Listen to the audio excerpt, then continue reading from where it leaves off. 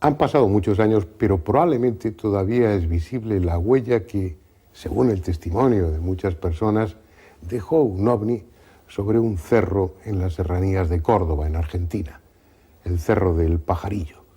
Una huella que, como verán después en el documental, tenía y probablemente sigue teniendo unas extrañas características.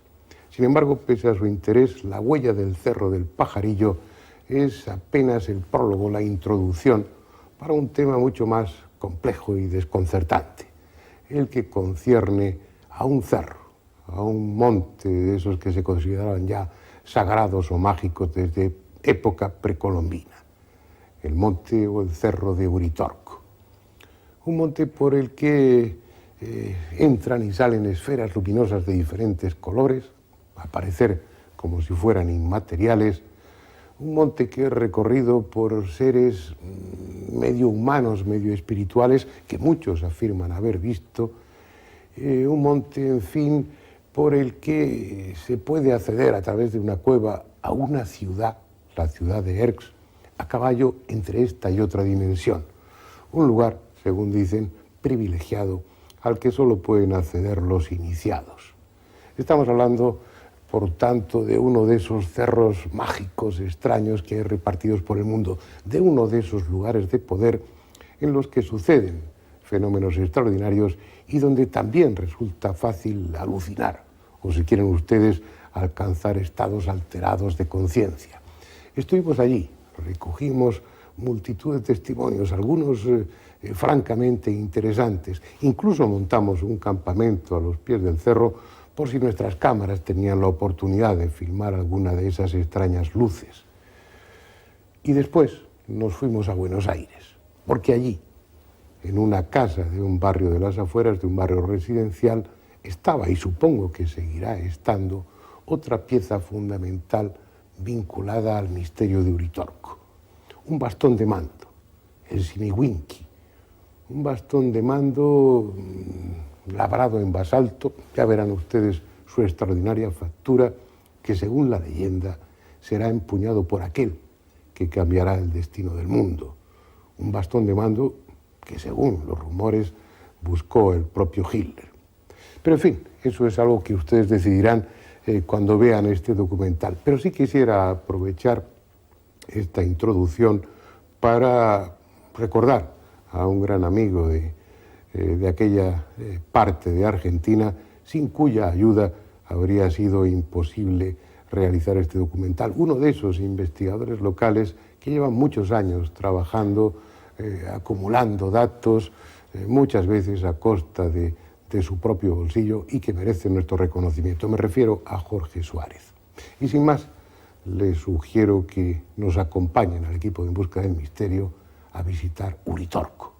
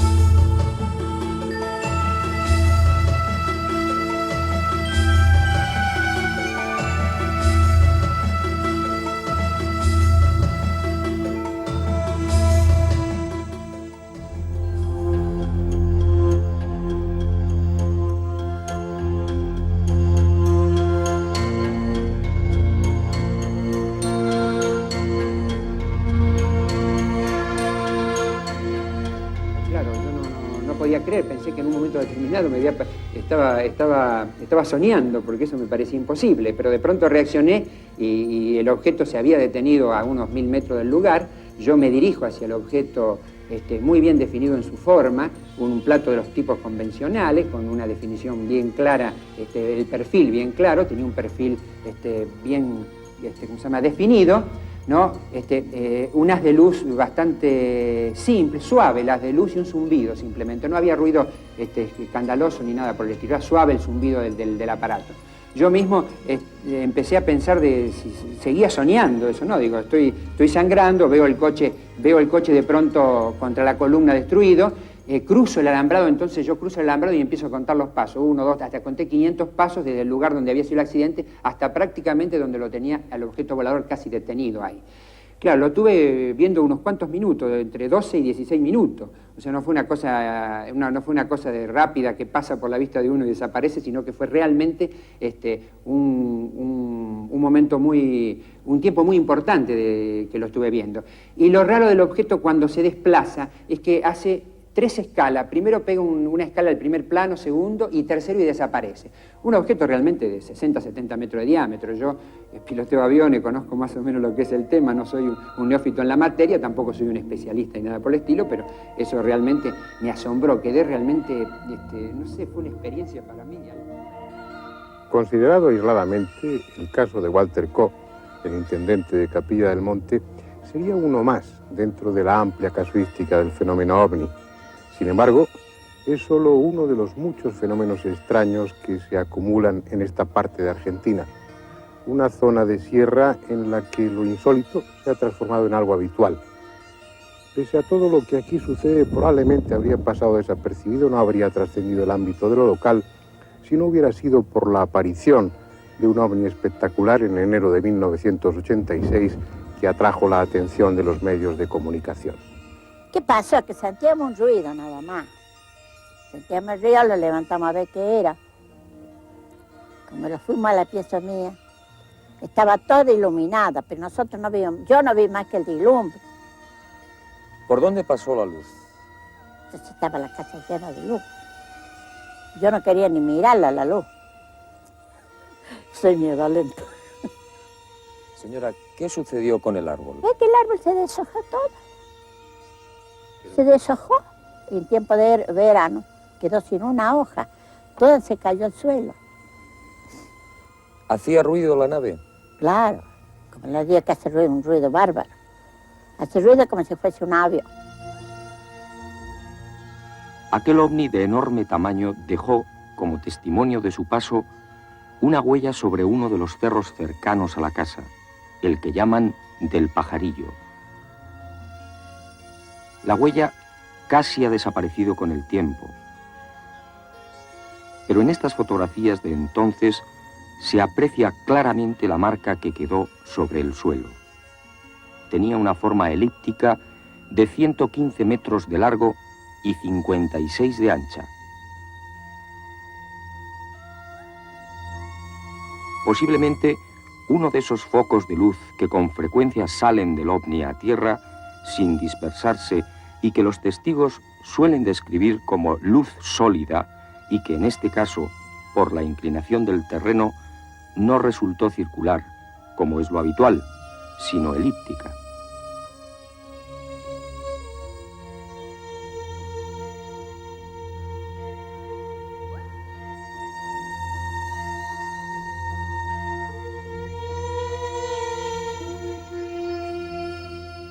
Estamos en plena huella, una huella ya apenas reconocible, ha transcurrido alrededor de 4 años, pero que en su momento fue bien estudiada y con sorprendentes resultados. Lo primero que se comprobó es que las hierbas de la zona estaban quemadas, chamuscadas, pero de arriba a abajo, como si la fuente de calor se hubiera producido desde arriba. Y además estaba quemada sin haber ardido. También se encontraron con que los animales que había en aquel momento dentro de la huella estaban obviamente muertos. Pequeños batracios, algún pájaro, los insectos, pero estaban secos, deshidratados, como si la radiación, el calor, el fenómeno que se produjo en aquel instante hubiera evaporado súbitamente todos los líquidos de sus tejidos. Al cabo de unas pocas semanas, la hierba, el pasto, volvió a salir en la huella. Y creció fuerte y pujante. Sin embargo, el ganado de esta zona no quería comerlo. Bordeaba la huella y no entraba a comer ese aparentemente apetitoso pasto. Pero después, alrededor de un año después, hubo un incendio en este cerro, un incendio por causas naturales. Y lo curioso, lo extraordinario, es que todo el pasto del cerro ardió, excepto el pasto que estaba dentro de la huella y que era teóricamente tan combustible como el resto. Ya ha transcurrido mucho tiempo, como decía, el caballo está comiendo de ese pasto sin ningún inconveniente, con aparente gusto. Pero nuestro técnico de sonido en este momento está captando interferencias a través del micrófono que llevo puesto, que no se producen hasta este momento del rodaje, no se han producido en ningún otro lugar. Posiblemente algo de aquella energía que se movilizó permanezca en el suelo. El caso es que los contadores de Geiger en aquella época no dieron ningún resultado y los análisis de laboratorio tampoco. Pero evidentemente algo sucedió, algo extraordinario en esta huella que aún permanece, que aún es detectable. Pero la huella de aquel ovni pasará al olvido, a los archivos de la casuística ovni.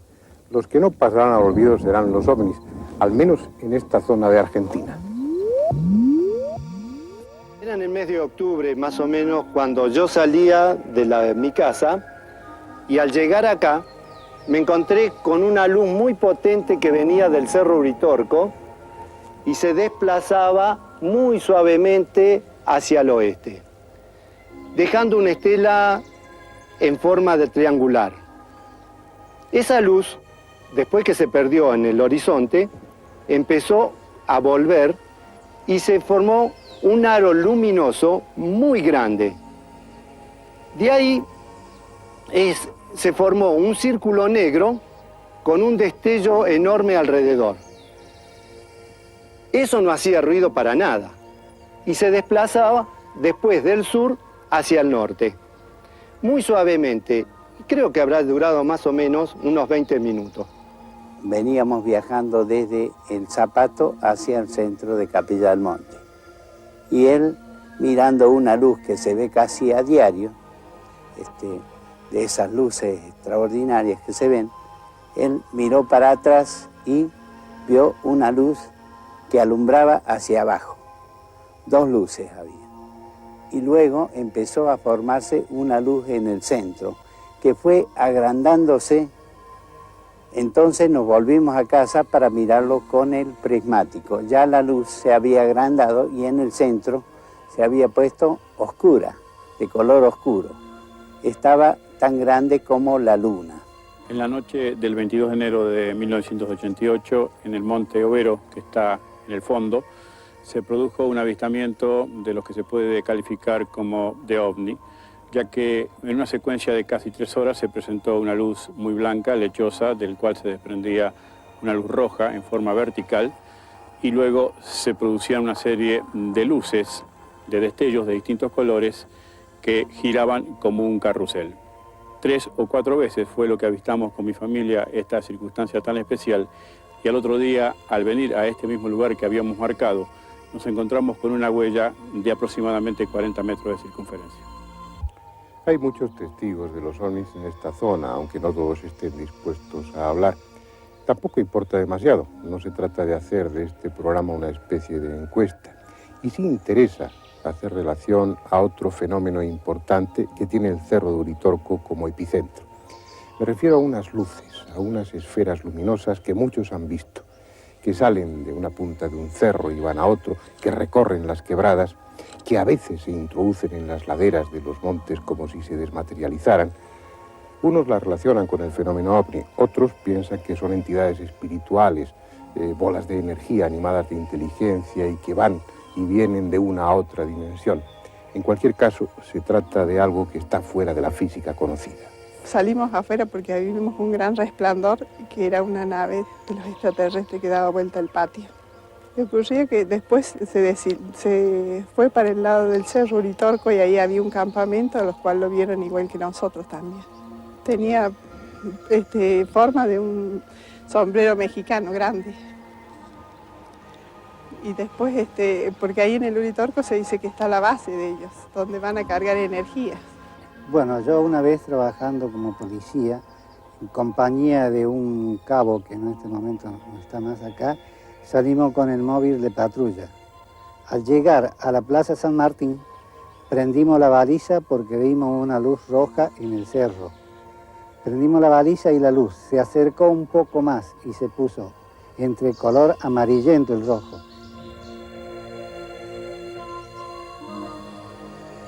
Esas luces ya eran conocidas mucho antes de que se empezase a hablar del fenómeno ovni, incluso antes de que llegaran los europeos a este continente.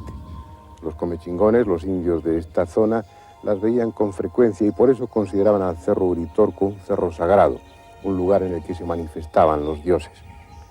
Y ese carácter místico aún lo conserva el cerro. Son muchos los que vienen aquí atraídos por un impulso metafísico, por una especie de intuición, o después de un estado de meditación, algo en su interior les empuja hacia el Cerro de Uritorco. Vienen buscando el contacto con unos seres especiales, de elevada espiritualidad, tal vez extraterrestres, según algunos, que llegan al cerro atravesando una puerta que separa esta dimensión de la otra. Y de esos buscadores de lo místico del Cerro Uritorco, hubo unos hace unos cuantos años, 4 concretamente, que sufrieron una dramática experiencia. Llegaron hasta aquí atraídos por ese impulso. No sabían bien qué estaban buscando. En un lugar determinado del cerro dejaron parte de su ropa, de su calzado, y descalzos siguieron arriba, siguiendo ese impulso. Era invierno, cayó la niebla, se dispersaron y durante varios días y varias interminables noches, sin alimento, cada uno por su lado, sufriendo temperaturas de varios grados bajo cero, anduvieron esperando a que les encontraran. Gabriela apareció al 8º día y tenía los pies congelados. Como a los 5 días más o menos que dieron el alerta, aparece esta niña, Gabriela, que esta sí venía mal, un problema así de desorientación, muy nerviosa, histérica, digamos, casi, y sin poder caminar, con pies de trinchera. Esto es, los pies congelados, sin circulación, aparte de las múltiples cantidades de espinas que tenía, ¿no? Imposible por el dolor, por la congelación para caminar para ella. Peligroso el cuadro. Y hacemos tratamiento, pero no nos quedamos tranquilos. Entonces, como a 24 horas más o menos, derivamos. Y había posibilidades de llevarlo a Buenos Aires, entonces allá la llevaron para hacerle tratamiento. Lo que sucedió después con los pies de Gabriela nos lo contará ella misma, pero será más tarde, junto a la hoguera del campamento, porque como es inevitable, instalaremos nuestras tiendas y nuestro equipo a los pies del Cerro Uritorco, por si aparecen esas luces, y sobre todo, lo que sería más interesante, por si las podemos filmar.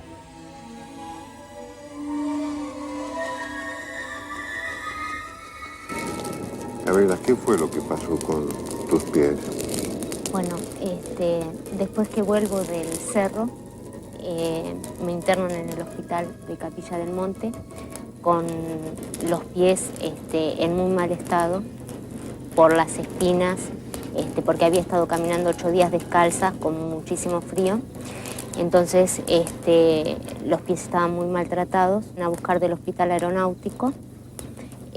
La directora del hospital no me da el alta. Me dice que cuando vaya, bueno, tengo los pies gangrenados, inclusive tengo gangrena de tendón porque no tengo sensibilidad y no tenía movimiento, tenía un edema, una arteria congelada. Me dice que no entiende cómo no me habían amputado hasta ese momento, porque la gangrena avanza, que íbamos a esperar hasta el día viernes, eso era al principio de la semana, para que la gangrena frene, eso se caiga porque era tejido muerto y hacer una cirugía reconstituyente. Cuando llega el día viernes, las expectativas eran de que se frene la gangrena únicamente, pero cuando llegó el viernes esa gangrena se había caído como si fuera una piel cuando está tostada y se cae, pero debajo los pies se habían reconstituido. El edema había desaparecido, por la arteria volvía a circular sangre, empezaban a crecer las uñas, un lunar que se me había arrancado por todo el problema de los pies volvió a aparecer y el médico se sorprendió muchísimo porque bueno, eso no es lo que debe pasar, ¿no es cierto? Y bueno, a partir de ahí después siguieron una mejoría y hoy por hoy tengo los pies en perfecto estado. En un momento determinado la decisión era la de amputarte los pies, ¿no? Inclusive yo en ese momento le pregunté al médico si iba a poder caminar y me dijo que sí, que si paraba la gangrena con una cirugía reparadora, aunque cayeran los dedos, que iba a poder caminar. Yo dije, bueno, mientras pueda caminar, no quiero usar sandalias. ¿Y el traumatólogo qué comentario hizo sobre esa curación? El tema es que me dijo que, bueno, era prácticamente imposible que se regeneraran porque eso era tejido muerto. Entonces,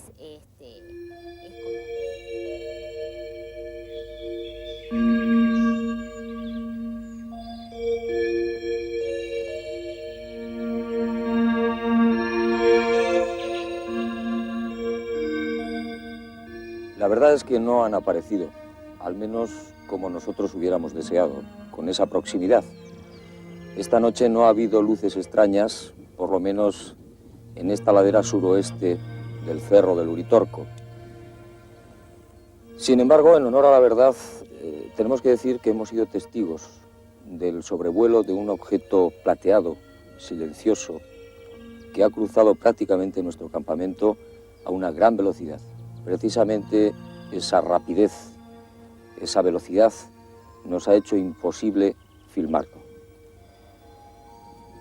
Quizás la culpa ha sido también nuestra, porque con nuestros equipos, con nuestras cámaras, con nuestros hombres, aunque estaban deseosos de visualizar esas luces, hemos roto la magia, hemos roto el encanto que seguramente, que sin duda, tiene el Uritorco. Pero no importa, vamos a proseguir la aventura, vamos a seguir a la búsqueda de esa cueva que, según dicen, es la puerta o la entrada a un lugar, a un mundo que solamente los iniciados conocen y que, al parecer, sirve para que estas personas, estos elegidos, se pongan en contacto con esos seres absolutamente mágicos y que no están al alcance de los hombres comunes.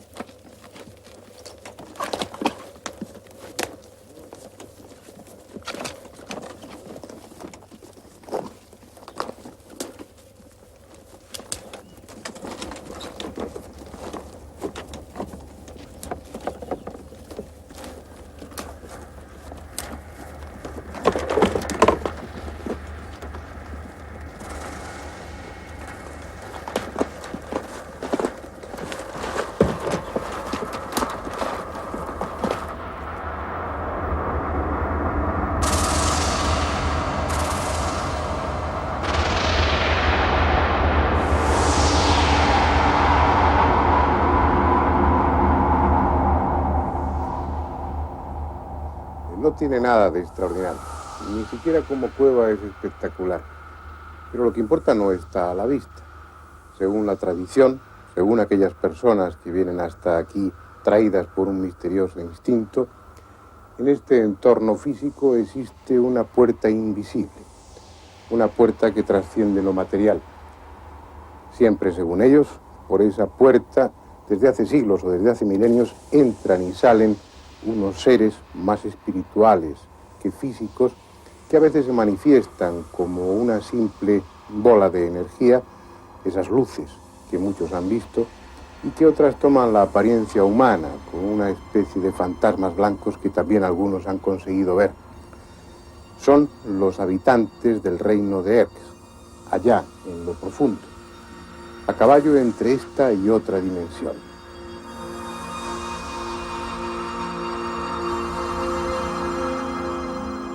Absurdo, lo es desde nuestra perspectiva racional, pero los místicos y aquellos que se mueven en otro nivel de conciencia afirman que tal ciudad y tales seres existen. De esa manera el reino de Erx sería parte de esas ciudades santuario repartidas por todo el mundo, habitadas por seres de elevada espiritualidad que constituirían una especie de humanidad invisible y paralela encargada de vigilar o de tutelar a los hombres comunes. Nada de eso es demostrable, así que cada cual puede pensar lo que mejor le convenga. Pero el tema viene a colación, porque en los círculos herméticos se asegura que esa humanidad paralela, esa humanidad tutelar, dejó aquí, en Uritorco, un objeto material, un bastón de piedra que, como en las leyendas, tiene la misión de ser empuñado por aquel que ha de cambiar el curso de la historia. Y lo curioso es que tal bastón de piedra existe, y que aquellos pocos que lo han visto aseguran que está dotado de extraordinarios poderes. Dicen que Hitler envió una expedición a América del Sur para buscar ese mítico bastón. Y entra dentro de lo posible que lo hiciera, porque aparte de su protagonismo histórico, Hitler era un profundo conocedor de las tradiciones herméticas. Perteneció al grupo Thule, vinculado al ocultismo más ortodoxo, y rodeó su movimiento político de símbolos esotéricos. Es probable que supiese de la existencia del bastón de piedra, de su presunto poder, y enviase una expedición en su busca. Al fin y al cabo encargó a sus adeptos misiones más absurdas que esta. Si fue así, la misión fue un fracaso y Hitler no llegó a poseer ese bastón de mando que supuestamente depositó esa humanidad superior aquí, en el cerro de Uritorco. Pero es posible que nosotros tengamos más suerte y sí lleguemos hasta ese bastón. Con ese fin tenemos una cita en Buenos Aires.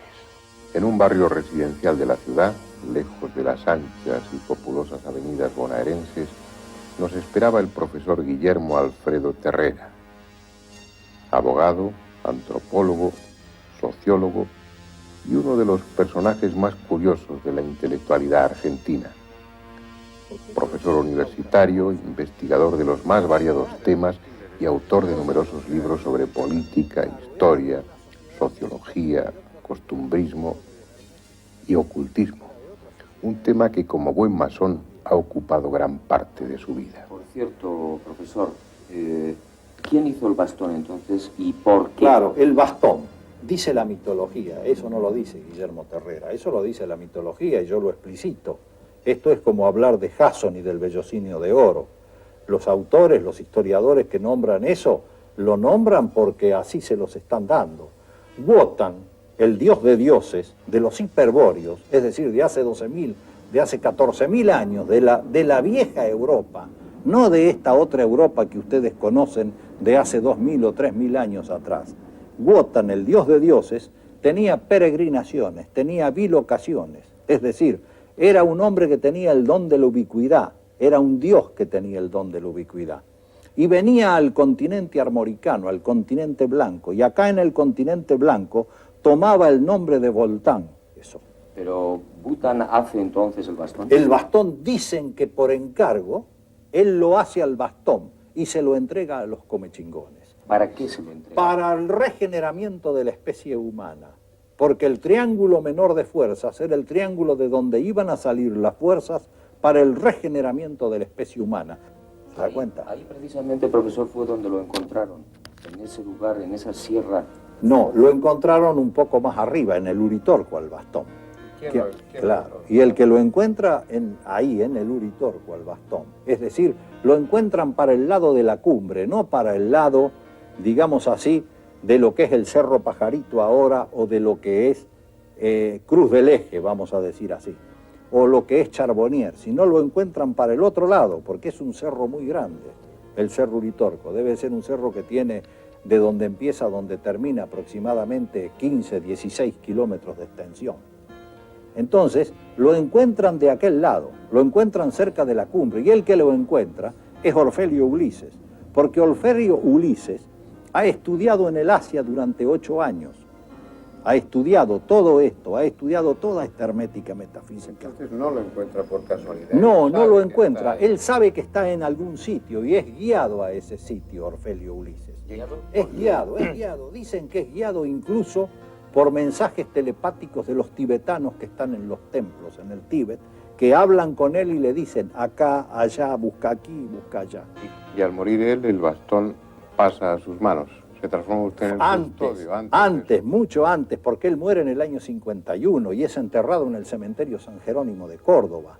Él incluso llega a ser comisario general del departamento Punilla, porque le dan cargos para que pueda vivir, porque con eso que él era maestro de una escuela hermética metafísica, no le daba para vivir, pese a que él también tenía una escuela primaria y todo eso. Usted lo custodia en este lugar prácticamente. Claro, yo primero lo tuve en Córdoba, el bastón, cuando yo vivía allá. ¿Nos lo puede usted mostrar? Sí, yo se los muestro a ustedes con todo gusto. Está aquí dentro de este cofre, que no tiene nada que ver con él, pero lo tenemos acá, en este cofre, y aquí lo tiene. Ahí está. Este es el famoso Simiwinki, que en lengua cósmica significa la piedra que habla, el bastón que habla. Mucha gente me preguntaba, ¿cómo te llaman los maestros? No sé, les decía yo. No sé, mentiras, yo sabía cómo me llamaba. Era Inti Chakmani, que quiere decir el hombre que tiene la fuerza del sol. Pero no por mí, sino por poseer el bastón. Ya, hay una tradición que afirma que este bastón será una especie de símbolo o de medio para un cambio de curso o de rumbo en la humanidad. Claro, eso es lo que se dice y lo que se ha dicho siempre, que es algo que va a servir para una obra de regeneramiento humano. Es decir, que desde el triángulo ese de Calaguala, Cerro Colorado y la Cerrezuela, se va a iniciar una obra de expansión, una obra de mejoramiento del hombre, una obra de espiritualización. Si lo que dice el profesor Terrera es cierto, un grupo de místicos, auténticos gobernantes en la sombra del planeta, eligieron este lugar para depositar en él, hace 8000 años, un bastón de piedra que será el símbolo de una nueva etapa de la humanidad. Si es así, se sabrá en su momento. Ahora va a caer la noche sobre el Cerro Uritorco, el extraño lugar donde suceden extrañas cosas. De nuevo, sus luces misteriosas recorrerán las quebradas y puede que dentro de unas horas alguien sea otra vez testigo de la presencia de uno de esos seres venidos de distinta dimensión, del inaccesible reino de Erx. En cualquier caso, este cerro lleno de leyendas y escenario de acontecimientos inexplicables es un lugar especial, uno de esos lugares del planeta donde aún habita el misterio.